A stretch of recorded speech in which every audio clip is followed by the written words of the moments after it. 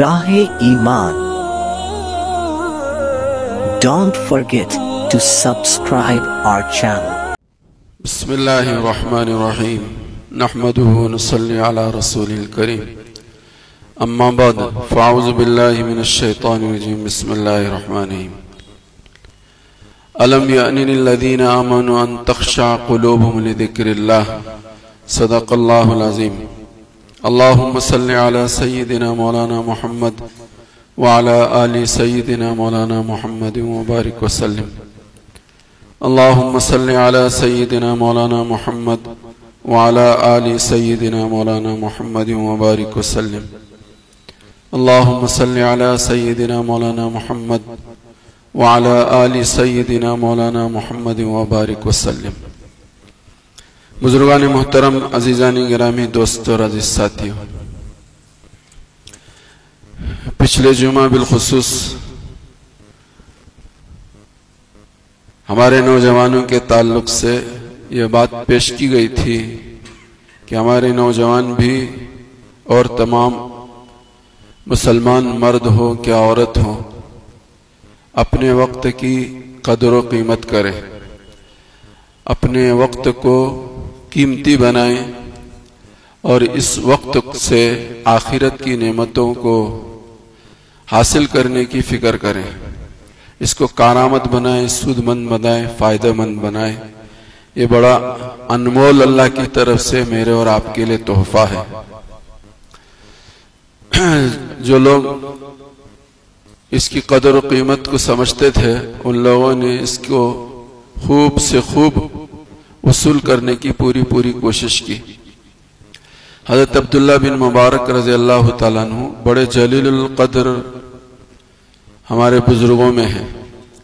इमाम अबू हनीफा रहमतुल्लाह अलैह के शागिर्दों में हैं। इमाम बुखारी रहमतुल्लाह अलैह के उस्तादों में से हैं हज़रत अब्दुल्ला इब्न मुबारक। और उलमा ने यहाँ तक लिखी बात कि इमाम अबू हनीफा पर भी लोग तनकीद करने वाले दुनिया में पहले भी रहे हैं और आज भी रहे हैं। जो इमाम अबू हनीफा को नहीं पहचानते वो लोग अपनी जुबानों को इनके बारे में तान व तशनी के जरिए से अपनी जुबान को गंदी करने की कोशिश करते हैं। अल्लाह मेरी तुम्हारी सबकी हिफाजत फरमाए। तो इससे बढ़कर लोग दुनिया में ऐसे भी गुजरे जो सहाबा पर भी तान व तशनी करते रहे हैं। अल्लाह मेरी सबकी हिफाजत करे। हज़रत अब्दुल्ला इब्न मुबारक रज़ी अल्लाह तआला अन्हु के मुताल्लिक़ उलमा ने बात लिखी है। एक ऐसी शख्सियत है कि उलमा फरमाते हैं कि हमारे नज़र से कोई ऐसा इनके बारे में कोई कुछ कहा हो, तनकीद किया हो, तनकीस किया हो, तरदीद किया हो, ऐसा कोई आदमी दुनिया में नहीं दिखता कि हजरत अब्दुल्ला इब्न मुबारक पर किसी ने कुछ बात कही हो। ऐसे बड़े आदमी थे, लेकिन इनकी जिंदगी भी शुरू की कुछ अच्छी नहीं थी। जैसे जवानी में जवान शबाब में कबाब में और ऐश व आराम में जिंदगियां गुजारते हैं, हजरत अब्दुल्ला इब्न मुबारक की भी जिंदगी ऐसी थी। अमीर घराने के आदमी थे हजरत अब्दुल्ला इब्न मुबारक। सेब का बाग था। उस सेब के बाग में जैसे हमारे नौजवानों को अल्लाह समझ दे, हमारे नौजवान इस वक्त जो बिगड़ रहा है आम तौर पर उसकी एक वजह, और बहुत सारी वजह हैं, एक वजह यह है कि गलत लोग हमारे नौजवानों को पार्टियों में बुलाते हैं। खाने की दावत, पार्टी की, पिकनिक की और इंजॉय करने की, और मुख्तलिफ जगहों पर मुख्तलिफ मकामात पर ले जाते हैं।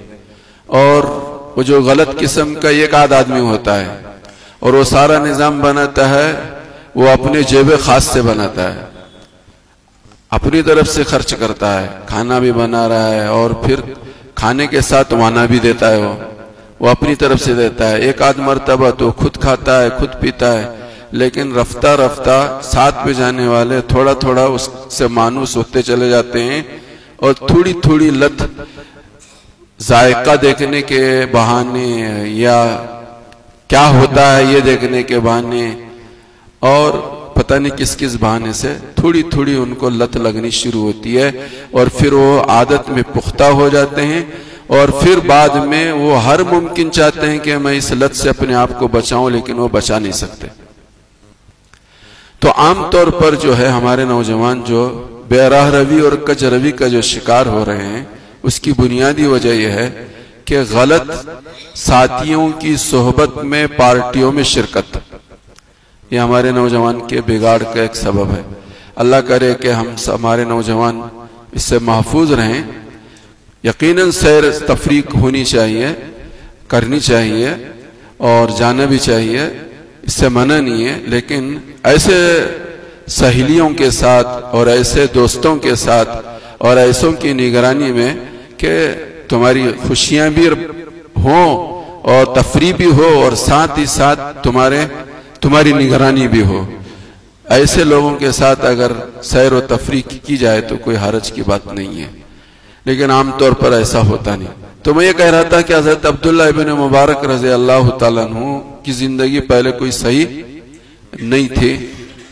وہ اپنے ساتھ اپنے دوستوں کو ایک مرتبہ اپنے باغ میں، سیب کے باغ میں پارٹی پر لے کر گئے، اور حضرت عبداللہ ابن مبارک کو سارنگی کا بڑا شوق تھا، ساز بجانا اس کا بڑا ذوق تھا، جن کو یہ آج کل تو سننے کا شوق تو بہت سارے نوجوانوں کو ہے، ہمارے مسلمان نوجوانوں کو، لیکن بجانے وجانے کا شوق ہمارے نوجوانوں کو نہیں ہے۔ لیکن عبداللہ ابن مبارک وہ شخص تھے جو خود بجاتے تھے اور بڑا ذوق اور بڑا شوق رکھتے تھے، بہت ذوق اور شوق رکھتے تھے۔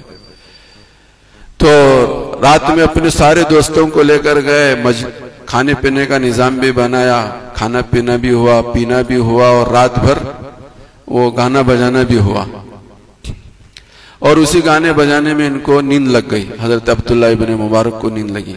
لیکن جب اٹھے تو وہ بجانا پھر چاہتے تھے، وہ ساز بجانا پھر چاہتے تھے، لیکن اس میں کچھ خرابی آ گئی، وہ بجنا بند کر دیا۔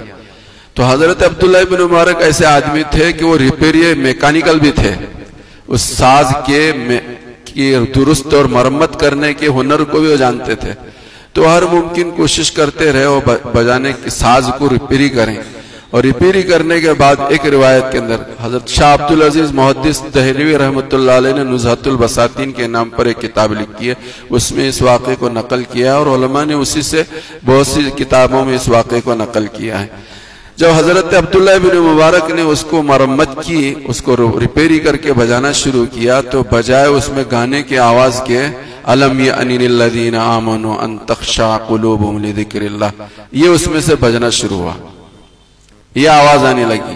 ایک روایت میں یہ ہے کہ چڑیا، ایک پرندہ وہاں ان کے قریب، محل کے قریب بیٹھا ہوا تھا، وہ چہچہا رہا تھا، اس کے چہچہاٹ میں یہ آواز آ رہی تھی کہ الم یأن للذین آمنوا ان تخشع قلوبهم لذکر اللہ، کیا ایمان والوں کے لیے وہ وقت ابھی نہیں آیا کہ ان کے دل جو ہیں اللہ کے لیے پسیج جائیں، اللہ کے لیے ذکر کے لیے پسیج جائیں، ان کا وقت نہیں آیا؟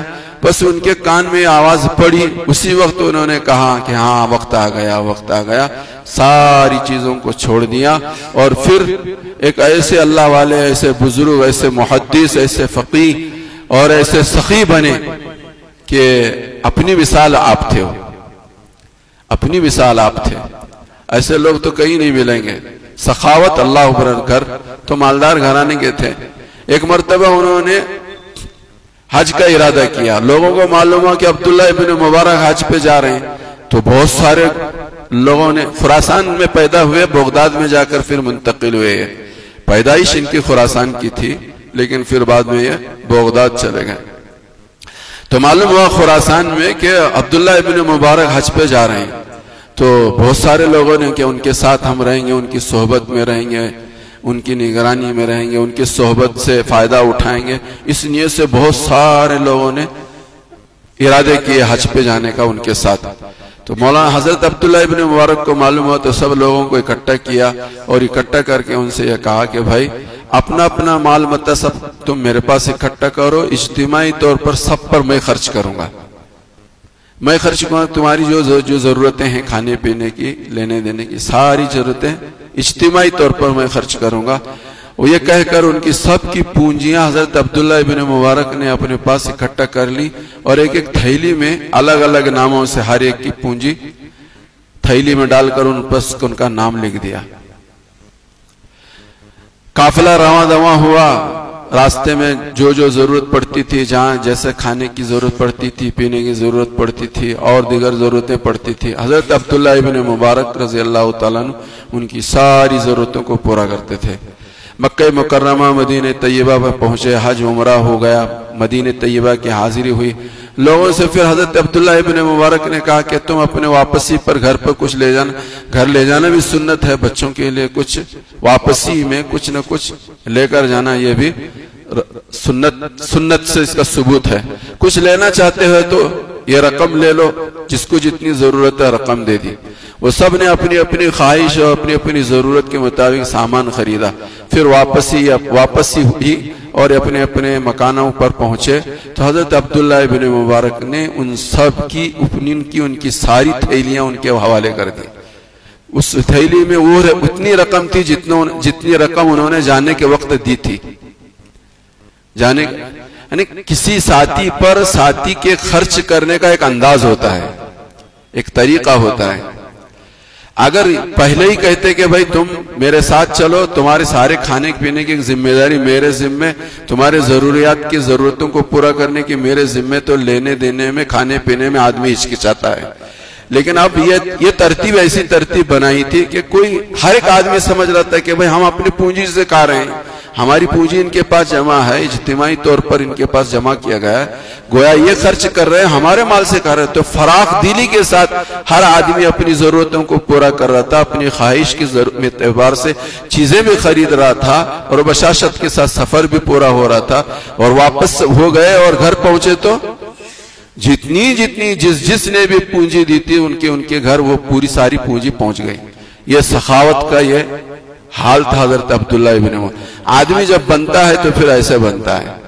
آج کا بگڑا ہوا ہمیشہ بگڑا رہے ایسا کوئی ضروری نہیں ہے. کس کا کب وقت آ جائے اور بننے کا وقت آ جائے اور اللہ کس کے دل کو رخ کے بدل دے کہا نہیں جا سکتا. تو حضرت عبداللہ ابن مبارک یہ وہ بزرگ ہیں ہمارے اسلاف میں ہیں کہ جن کی زندگی اس طرح سے بدلی. بڑے دور دور سے لوگ ان کے پاس آتے تھے اور حدیث ان سے سنتے تھے. 4 مہینے تک درس حدیث کا درس دیا کرتے تھے. 4 مہینے تجارت کیا کرتے تھے اور 4 مہینے اللہ کے راستے میں جایا کرتے تھے. یہ ان کی زندگی ترتیب تھی. تو حضرت عبداللہ ابن مبارک رضی اللہ تعالیٰ عنہ نے اپنے وقت کی قدر سمجھی تو انہوں نے اپنی زندگی کو ایسا بدلا کہ جن کی مثال ایک ہمارے لیے مشعل راہ ہے, ایک بہترین ذریعہ ہے. میں نے اس سے پہلے بھی آپ حضرات کی خدمت میں کئی مرتبہ وقت کی قدر کے عنوان پر یہ بات کہی تھی کہ ہمارے بزرگوں نے وقت کی یہاں تک علامہ ابن حجر عسقلانی رحمۃ اللہ علیہ بخاری کے شارح ہیں, فتح الباری انہوں نے کتاب لکھی ہے کئی جلدوں میں ماشاءاللہ. وہ کتاب آج پوری دنیا میں ملتی ہے اور بخاری شریف کی اس سے بڑھیا شرح کوئی نہیں ہے, بہت ہی اہم کتاب ہے. تو حضرت عبداللہ ابن مبارک رضی اللہ تعالیٰ عنہ کا مشغلہ یہی تھا کہ کتاب لکھنا ہے. ان کی زندگی کا مشغلہ یہی تھا. ہمیشہ فارغ وقت میں سارے جتنے وقت ان کے پاس تھا وہ لکھنے میں اپنے آپ کو مصروف رکھا کرتے تھے. وہ زمانہ ایسا تھا کہ وہ قلم کا زمانہ نہیں تھا اور پرنٹنگ کا زمانہ نہیں تھا. وہ لکڑی کے جو قلم بنایا کرتے تھے اسی سے لکھا کرتے تھے. تو وہ قلم بار بار خراب ہوا کرتا تھا. تو قلم کو بنانے کے لیے تھوڑا سا وقت درمیان میں جو لگتا ہے وہ لگاتے تھے. تو اس وقت کو ضائع نہیں کرنا چاہتے تھے. اس وقت بھی وہ سبحان اللہ الحمدللہ اللہ و تیسرے کلمے کی ورد رکھا کرتے. تو قلم بھی بناتے تھے اور وہ ساتھ ساتھ تسبیح کا ورد بھی کیا کرتے تھے. وہ یہ کہتے تھے کہ یہ وقت بھی ہمارا ضائع نہیں ہونا چاہیے. اس کے لیے ان کا یہ اہتمام رہتا تھا. میاں نور محمد کا ایک مرتبہ میں نے سامنے واقعہ سنایا تھا کہ بازار سودا خریدنے کے لیے کسی دکان پر جاتے تھے تو بجائے یہ کہ بازار خریدی ہوئی چیز کی قیمت معلوم کر کے روپے پیسے خود گن کر دینے کے بجائے ان کا یہ معمول تھا کہ جو روپے پیسے کی تھیلی ہوتی تھی، جو پرس ہوتا تھا، دکان والے کے حوالے کرتے تھے کہ بھائی اس سے اپنی قیمت لے لے، گن کر جتنی رقم ہوئی تھی لے لے، اتنی دیر میں سبحان اللہ الحمدللہ اللہ اکبر پڑھتا رہوں گا۔ وہ دکان والا اس پرس سے ان کی رقم لے لیتا تھا، بقیہ پرس میں جو رقم ہوتی تھی ان کو واپس کر دیا کرتا تھا۔ یعنی یہ بزرگ یہ اسلاف وقت کی قدر و قیمت کو جانتے تھے، سمجھتے تھے کہ کتنا قیمتی ہے، اس کا کوئی بدل نہیں ہے۔ دنیا میں بہت ساری چیزیں جن کا بدل ہے، لیکن جو ایسی چیزیں کہ جن کا کوئی بدل نہیں ہے، ان میں ایک چیز یہ ہے، وقت گزرا ہوا وقت، اس کا دنیا میں کوئی بدل نہیں ہے۔ تو اس کے لیے ہمارے اسلاف نے اپنی زندگیاں گزار کر یہ بتا دیا ہے کہ ہم سب کو اس کی بڑی قدردانی کرنی چاہیے۔ تو عبداللہ ابن مبارک کا جو میں واقعہ سنا رہا تھا، ان کی کتاب ہے کتاب الزہد، اس میں سب سے پہلی حدیث انہوں نے یہی لکھی، نعمتان مغبون فیہما کثیر من الناس الصحۃ والفراق، کہ دو نعمتیں انسان کے پاس ایسی ہیں کہ ان نعمتوں کی وجہ سے انسان دھوکے میں پڑا ہوا ہے، سمجھتا ہے کہ یہ نعمت ہمیشہ ہمیشہ رہے گی، وہ آج ہے کل رہے نہ رہے کوئی بھروسہ نہیں ہے۔ نعمتان مغبون فیہما کثیر من الناس الصحۃ والفراغ، ایک نعمت صحت کی ہے اور ایک نعمت فرصت کی ہے۔ یہ دو نعمتیں انسان کے پاس ایسی ہیں کہ آج ہے تو اس کو غنیمت سمجھو۔ اور علماء نے اس کے ضمن میں یہ بات لکھی ہے کہ اگر کسی کے دل میں یہ خیال آتا ہے کہ ابھی تو بہت زندگی پڑی ہوئی ہے، ابھی تو جوانی ہے، ابھی تو یہ ہے، ابھی تو وہ ہے، آنے والے دنوں میں یہ کام کروں گا وہ کام کروں گا، فرمایا کہ یہ شیطانی وسوسہ ہے، یہ ایمانی وسوسہ نہیں ہے، ایمانی خیال نہیں ہے۔ جب بھی آدمی کے دل میں یہ خیال آئے تو یہ سمجھنا چاہیے کہ شیطان کی طرف سے میرے دل میں یہ بات ڈالی جا رہی ہے کہ جوانی کا زمانہ گزرنے کے بعد یا شادی ہونے کے بعد یا اتنی رقم کے حاصل کرنے کے لینے کے بعد یا عمر کے اس زمانے پر گزر جانے کے بعد اپنی میں زندگی کو تبدیل کروں گا اور اپنے آپ کو بہتر بناؤں گا اور فکر آخرت کے ساتھ جینے کی کوشش کروں گا۔ یہ شیطانی وسوسہ ہے، یہ شیطانی خیال ہے، یہ ایمانی سوچ ایمانی خیال نہیں ہے۔ جن حضرات کی زندگیوں میں شروع سے ہی یہ چیز ہوتی ہے، جیسے کہ نشا فی العبادتی، کل پچھلی جمعہ یہ بات رکھی گئی تھی، وہ جوان جو جوانی میں اللہ کی عبادت کے لیے اپنے آپ کو فارغ کرتے ہیں، اللہ کے یہاں ان کی بڑی قدر و قیمت ہے، اللہ دنیا میں بھی ان کی قدر کرتے ہیں اور آخرت میں بھی ان کی قدر و قیمت کرتے ہیں۔ ایک روایت اس ہفتے میں سننے کو بھی ملی اور آج مجھے پڑھنے کا بھی اتفاق ہوا۔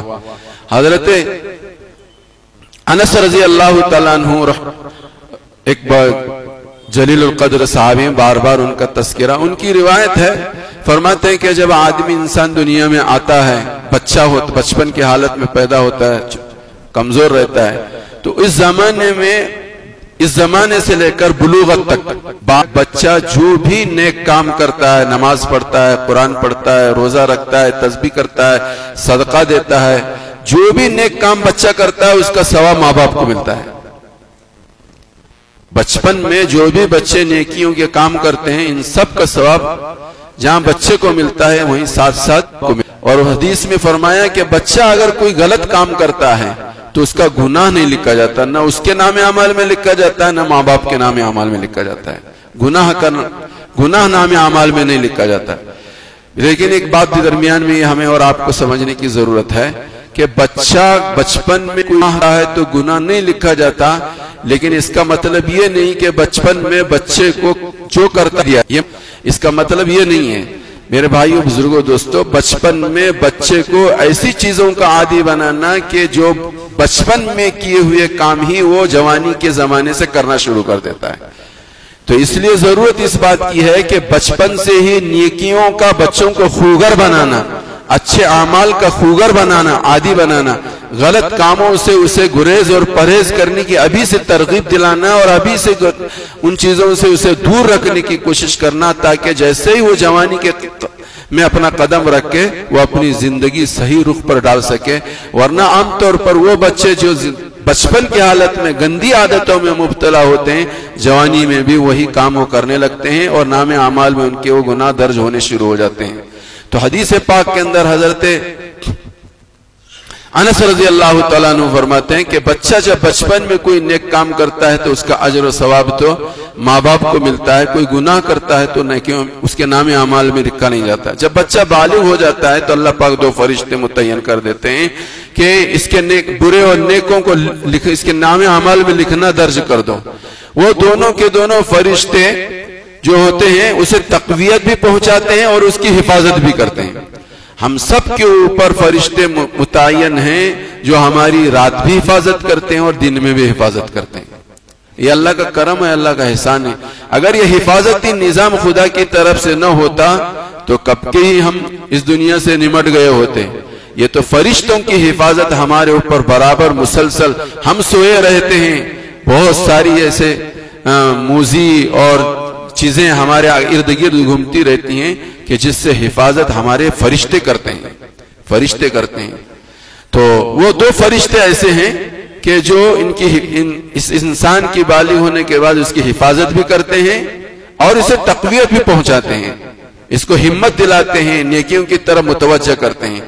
اگر یہ نیکیاں کرتا رہتا ہے، گناہوں سے بچتا رہتا ہے، تو وہ دونوں فرشتے مضبوط ہوتے رہتے ہیں، قوی ہوتے چلے جاتے ہیں اور وہ اپنی قوت کے ذریعے سے اسے تقویت پہنچاتے ہیں نیکیوں کے کرنے پر، بھلائیوں کے کرنے پر، اچھائیوں کے کرنے پر وہ اس کے معین و مددگار بنتے ہیں۔ اگر وہ جوانی کے ساتھ ساتھ گناہوں میں مبتلا ہوتا ہے تو ان کی طاقت کمزور ہوتی چلی جاتی ہے اور شیطان کی طاقت مضبوط ہوتی چلی جاتی ہے، جس کے نتیجے میں آدمی کچھ نہیں کر سکتا، گناہ ہی کر سکتا ہے پھر۔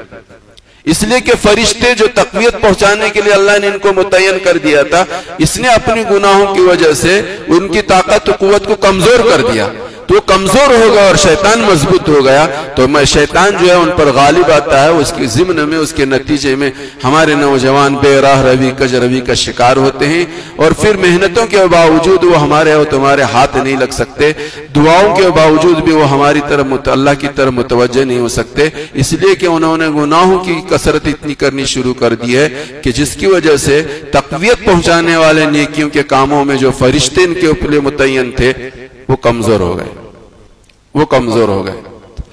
پھر آگے حضرت انس رضی اللہ تعالیٰ عنہ فرماتے ہیں کہ جب یہ بندے، یہ نوجوان جوانی سے نکل کر ادھیڑ عمر کے اندر قدم رکھ کر 40 سال کی عمر کو پہنچتے ہیں تو اللہ پاک فرماتے ہیں کہ اسلام اور ایمان پر 40 سال کا زمانہ گزارنے کی وجہ سے سارے جیتے جی دنیا میں اللہ ان کا انعام دیتے ہیں، ان کی قدردانی یہ کرتے ہیں کہ 3 بیماریوں سے ایسے مسلمان کی حفاظت کرتے ہیں، 3 بیماریوں سے وہ مسلمان محفوظ ہوتے ہیں۔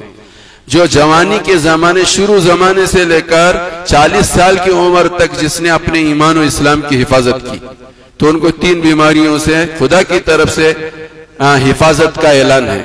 پاگل نہیں ہوں گے، جنون کی بیماری نہیں ہوگی، برس کی بیماری نہیں ہوگی، جزام کی بیماری نہیں ہوگی۔ یہ 3 بیماریوں سے 40 سال تک جو آدمی اس میں مبتلا نہیں ہوا، ایمان اور اسلام پر جو 40 سال کا زمانہ گزار لیا، اللہ کی ذات سے امید ہے کہ وہ مسلمان 40 سال کے بعد اسے پاگل پن کی بیماری نہیں ہوگی، اسے جزام کی بیماری نہیں ہوگی، اسے برس کی بیماری نہیں ہوگی۔ یہ دنیا میں انعام ملتا ہے، یہ دنیا میں انعام ملتا ہے، اس پر ملتا ہے کہ اس نے 40 سال کا زمانہ، عمر کے 40 سال تک اپنے آپ کو ایمان اور اسلام پر جمانے کی پوری کوشش کر کے جمایا، اس پر یہ انعام بہت بڑی بات ہے، بہت بڑی بات ہے۔ آج تو صورتحال یہ ہے کہ آدمی، ہمارے نوجوان، کیا جوان، کیا عمر والے، اپنی گاڑے پسینے سے کو بہا کر کمائی ہوئی کمائی جو ہے اپنے موت کا سامان خریدنے کا انتظام کر رہے ہیں۔ صحت کی ہمیں کوئی قدر و قیمت نہیں، بہت بڑی نعمت، نعمتان مغبون فیہما کثیر من الناس الصحت والفراغ۔ صحت بہت بڑی نعمت، بہت بڑی نعمت۔ حدیث پاک کے اندر آتا ہے جنت میں جب جنتی جائیں گے تو سب سے پہلا منادی ندا کرے گا ان لکم ان تصیحوا فلا تسقموا ابدا، سن لوگ جنتیو اب تم ہمیشہ ہمیں صحت یاب رہو گے، کبھی بیمار نہیں ہوں گے، کبھی بھی۔ وہ زندگی کیا ہے جس کے اندر صحت نہ ہو؟ وہ زندگی نہیں ہے۔ بہت ساری ایسی زندگیاں ہیں جو بیمار ہیں، ان اپنی زندگیوں میں وہ بجائے زندگی کے موت مانگ رہے ہیں۔ زندگی اسی کا نام ہے کہ آدمی کو صحت ملے، کھانے کو 19-20 ہو جائے کوئی حرج کی بات نہیں، گھر رہنے کو گھر اچھا نہ ملے کوئی بات نہیں، پہننے کو کوئی اچھا کپڑا نہ ملے، 100-150 روپے کا کپڑا ملے کوئی بات نہیں، لیکن کسی کو نہ ملے بہت بڑا مسئلہ ہے، بہت بڑا مسئلہ ہے۔ لیکن اس کی کوئی قدر و قیمت نہیں ہے۔ ہمارے نوجوانوں کو اس کی قدر کرنی چاہیے، کھانی چاہیے، کون سی چیز نہیں پینی چاہیے، کہاں وقت گزارنا چاہیے، کہاں وقت نہیں گزارنا چاہیے، کہ جس وقت کے گزارنے نہ گزارنے پر ہماری صحت پر اثر پڑتا ہے۔ علماء نے، بزرگوں نے بات لکھی ہے کہ رات کی 1 گھنٹے کی نیند دن بھر کے 12 گھنٹے کی نیند کا مقابلہ نہیں کر سکتی۔ رات کی 1 گھنٹے کی نیند سے جو صحت پر اچھے اثرات پڑ سکتے ہیں، دن میں 8 گھنٹے بھی تم سو گے تو وہ اثرات نہیں پڑیں گے بلکہ اس کے برے اثرات پڑیں گے۔ رات میں 1 گھنٹہ نہیں سویا اور دن میں 8 گھنٹے سویا تو یہ 8 گھنٹے کے سونے کے اچھے اثرات اس پر نہیں پڑیں گے، 8 گھنٹے سونے کے اس پر برے اثرات پڑیں گے۔ اور رات میں 1 گھنٹے کے نہ سونے کی وجہ سے اس کی طبیعت متاثر ہوگی۔ لیکن آج اللہ نے رات بنائی ہے آرام کے لیے، رات میں نیند نہیں آتی ہمارے نوجوانوں کو، اس لیے نہیں آتی۔ بہت سارے لوگ ایسے بھی آپ کو مجھے اور آپ کو ملیں گے، وہ کہتے ہیں کہ بھائی کھانا مت دو، کمر لگانے کے لیے جگہ دے دو، کھانا بھی نہیں چاہیے اور بستر بھی نہیں چاہیے، کمر زمین سے لگانے کے لیے جگہ دے دو، کیا لڑ کے نیند آ گئی۔ آج نوجوان اپنے آپ کو تھکاتا ہی نہیں، نہ دین کے کام میں تھکاتا ہے نہ دنیا کے کام میں تھکاتا ہے، نہ تھکانے کی وجہ سے رات ہو جاتی ہے، 11 بھی بج جاتے ہیں، 12 بھی بج جاتے ہیں، نیند نہیں آتی۔ اگر تھکایا ہوتا اپنے آپ کو تو پھر وہ نیند آتی۔ ذہنی طور پر تھکانا یا جسمانی طور پر تھکانا، جب آدمی تھکتا ہے تو لازمی اس کو نیند آتی ہے، یقیناً اس کو نیند آتی ہے۔ تو دین کی خاطر بھی اپنے آپ کو تھکانا اور دنیا کی خاطر بھی اپنے آپ کو تھکانا، کہ جس کے نتیجے میں عشاء کی نماز کا انتظار کرے اور عشاء کی نماز ہوتے ہی آدمی بستر کا انتظار کرے، اور بستر کا انتظار کیا، بستر کے بغیر بھی اس کو نیند آنی شروع ہو جائے۔ اگر ایسی زندگی ہمارے نوجوانوں کی ہوگی تو انشاءاللہ وہ صحت یاب ہوں گے، بہترین وہ دنیا میں کچھ کام کر سکیں گے۔ تو میں کیا کہہ رہا تھا،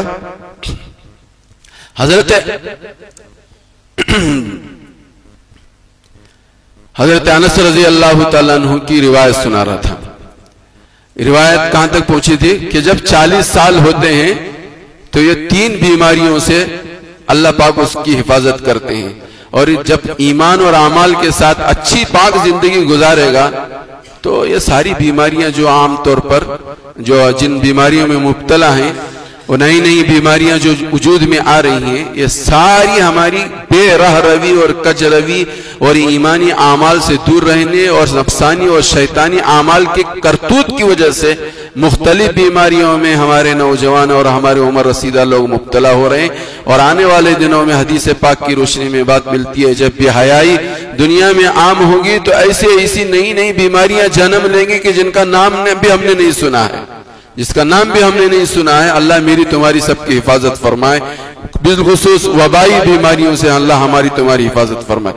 تو فرمایا کہ 3 بیماریوں سے محفوظ ہوگا، پھر فرمایا کہ اسی طرح سے ایمان و اعمال کے ساتھ آدمی اور ایک زمانہ گزارتا ہے، یعنی 50 سال کی عمر کو پہنچتا ہے، تو حدیث پاک کے اندر یہ فرمایا آخرت کے انعام، جو آدمی ایمان اور اسلام کے ساتھ 50 سال کی زندگی گزارتا ہے، اللہ کل قیامت کے دن اس کا حساب آسان لیں گے۔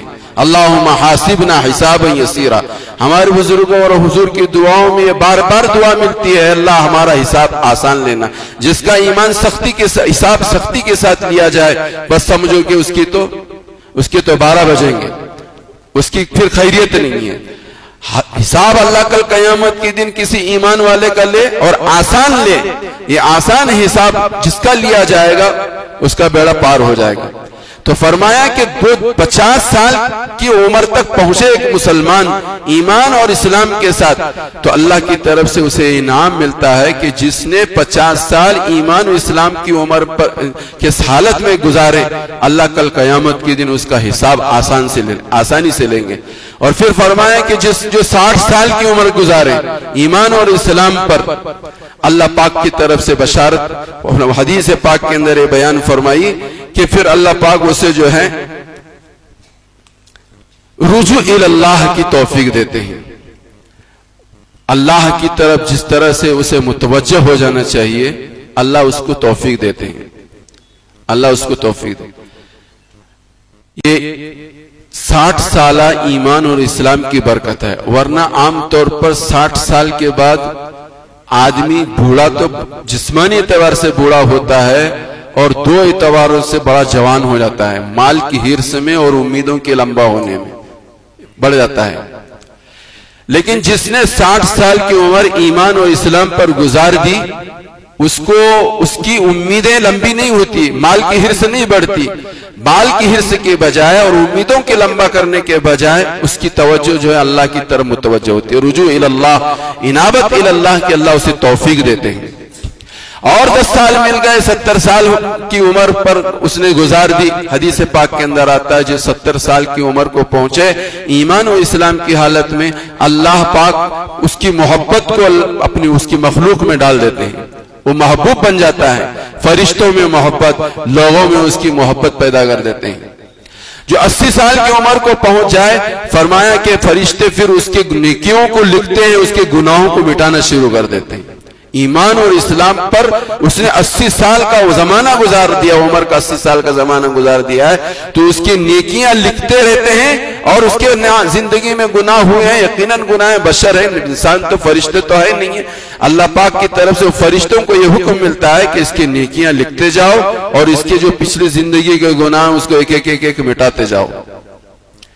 یہ اللہ کا ایک نام ہے ان لوگوں کے لیے جنہوں نے زندگی کی اپنی قدر کی ہے، زندگی کی قدر کی ہے۔ اور پھر جس کی عمر 90 سال کو پہنچتی ہے، 90 سال کو پہنچتی ہے، حدیث پاک کے اندر آتا ہے کہ 90 سال کی عمر میں پہنچنے کے بعد انسان کے اعضاء کمزور ہو جاتے ہیں، بہت سارے کام جو جوانی میں کرتا تھا وہ کر نہیں سکتا، فرشتوں کو یہ حکم ہوتا ہے جو جوانی میں یہ کیا کرتا تھا ان سب کی نیکیاں ان کو لکھتے جاؤ اور اس کے سارے گناہ معاف کر دو، پچھلے سارے گناہ معاف، اس لیے کہ 90 سال کی زمانہ اس نے ایمان اللہ کی ربوبیت کے ساتھ، اللہ کی وحدانیت کے عقیدے کے ساتھ اور حضرت محمد رسول اللہ صلی اللہ علیہ وسلم کو نبی مان کر آپ کی سیرت پر، آپ کی سنتوں پر، آپ کی شریعت پر اس نے گزارا ہے، لہذا اس کا انعام جیتے جی دنیا میں اس کو یہ ملتا ہے کہ اس کے گناہ مٹ رہے ہیں، نیکیاں جو کیا کرتا تھا اب ضعف کی وجہ سے نہیں کر رہا، وہ نیکیاں بھی اس کے نام اعمال میں برابر درج ہوتے چلے جا رہے ہیں۔